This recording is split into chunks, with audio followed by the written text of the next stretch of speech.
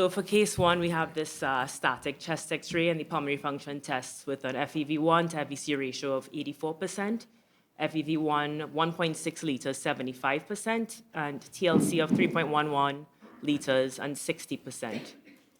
So based off of this data, the PFT and the static chest X-ray, what does this patient have? And again, just very broad diagnoses, nothing too specific. So restrictive, obstructive, both, neither. What do you think is going on? So based on the PFT data, and it's restrictive based on the low TLC,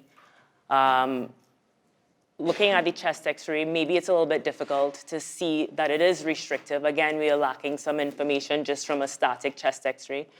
So we'll go on to the dynamic X-ray now to see if there's anything that the dynamic adds that we couldn't see from this static chest X-ray and the PFT data that we have.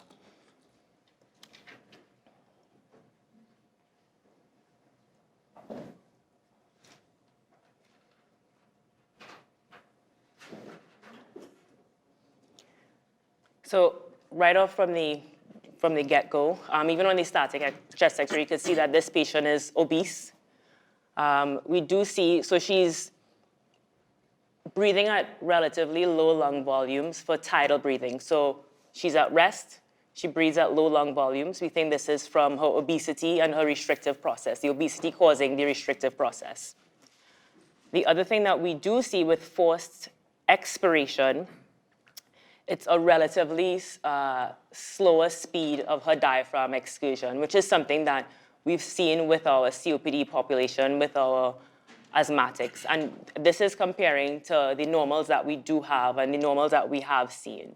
Normals tend to have a faster diaphragm excursion during forced expiration than with our COPDers or asthmatics. And we think that is due to the dynamic airway collapse. The airways collapse, you can't push out that air as fast as a normal patient would, and so you have decreased diaphragm excursion. Another thing with this image,